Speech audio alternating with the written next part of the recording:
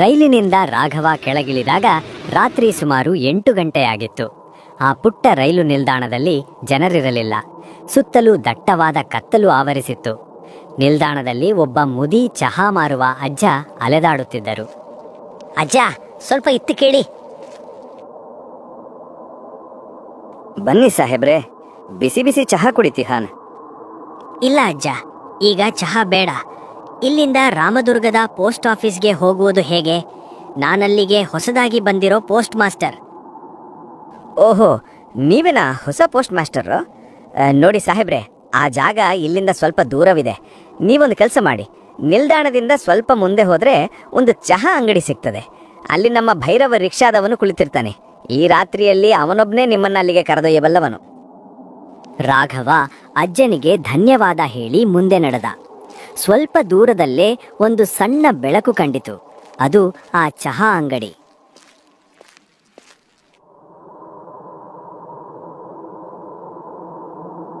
ಇಲ್ಲಿ ಭೈರವ ಅನ್ನೋರಿದ್ದಾಗ? ಹೌದು ಸಾಹೇಬ್ರೆ, ನಾನೇ ಭೈರವ್.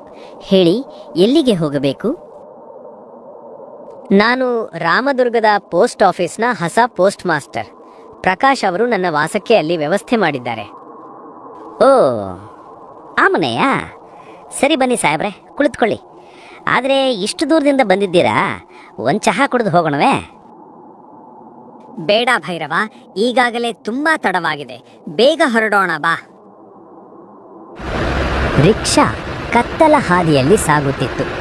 ಸುತ್ತಲೂ ದಟ್ಟವಾದ ಕಾಡು ಮತ್ತು ವಿಚಿತ್ರವಾದ ನಿಶಬ್ದವಿತ್ತು.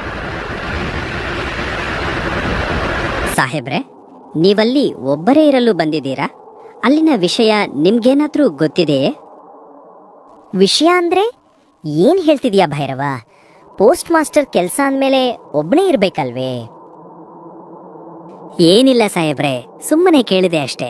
ಅಲ್ಲಿ ಯಾರೂ ಒಬ್ಬರೇ ಇರಲು ಧೈರ್ಯ ಮಾಡುವುದಿಲ್ಲ.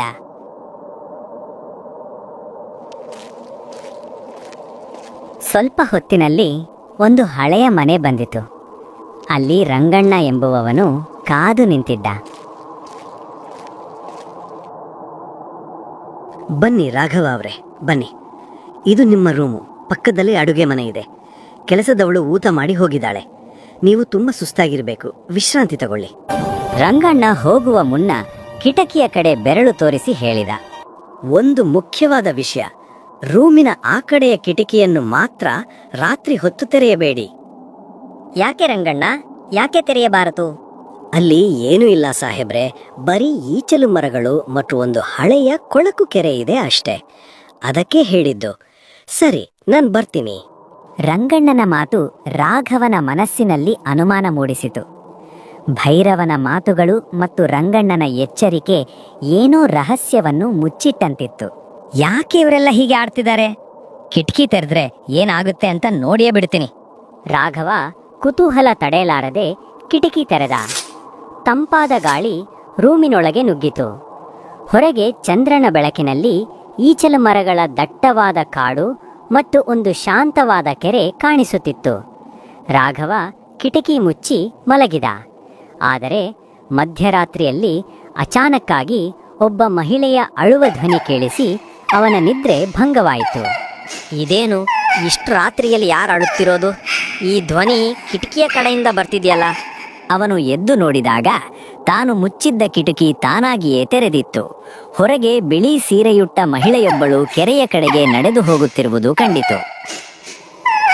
ಯಾರ್ ನೀವು?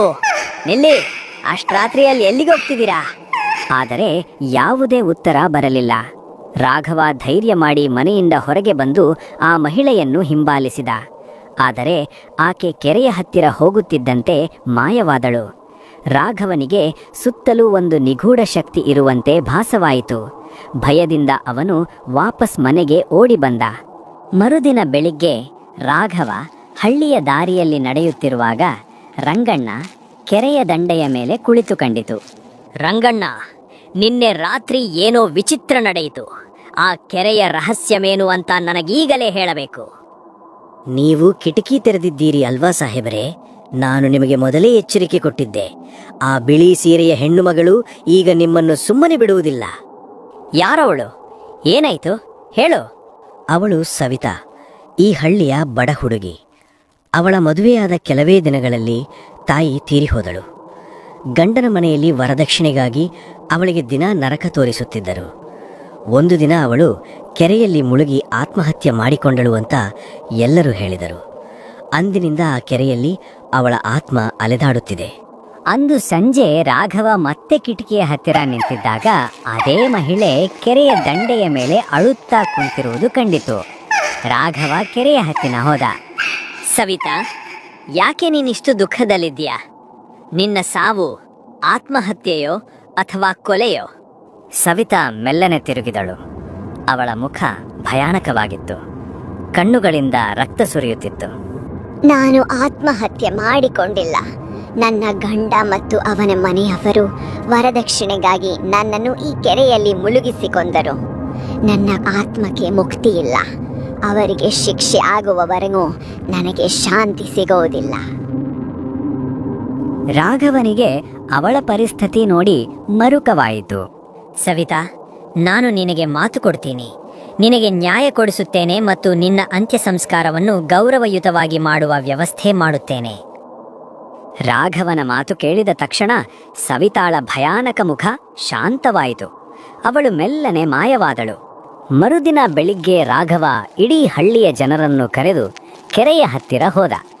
ಪೊಲೀಸರ ಸಮ್ಮುಖದಲ್ಲಿ ಕೆರೆಯ ನೀರನ್ನು ಜಾಲಿಸಿದಾಗ ಅಲ್ಲಿ ಒಂದು ಕವಚ ಮತ್ತು ಅಸ್ಥಿಪಂಜರ ಸಿಕ್ಕಿತು. ಅದು ಈ ಬೇಚಾರಿ ಸವಿತಾಳದ್ದೇ ಆಗಿತ್ತು. ಸವಿತಾಳ ಗಂಡ ಮತ್ತು ಅತ್ತೆ ಮಾವ ಪೊಲೀಸರನ್ನು ನೋಡಿ ಓಡಿ ಹೋಗಲು ಪ್ರಯತ್ನಿಸಿದರು. ಆದರೆ ಗ್ರಾಮಸ್ಥರು ಅವರನ್ನು ಹಿಡಿದು ಪೊಲೀಸರಿಗೆ ಒಪ್ಪಿಸಿದರು.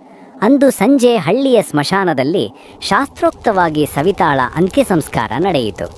ರಾಘವ ಕಿಟಕಿಯ ಹತ್ತಿರ ನಿಂತು ನೋಡಿದಾಗ ಸವಿತಾಳ ಆತ್ಮ ದೂರದಲ್ಲಿ ನಿಂತು ಕೈ ಮುಗಿದು ಹಾರುತ್ತಾ ಹೋಗುವುದು ಕಂಡಿತು.